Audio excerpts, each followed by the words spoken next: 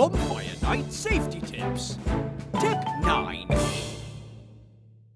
Always hold sparklers at arm's length and wear gloves when handling them.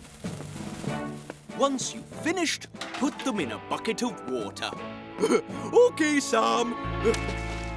No, Elvis. The sparkler goes in the bucket, not the gloves. Even I knew that.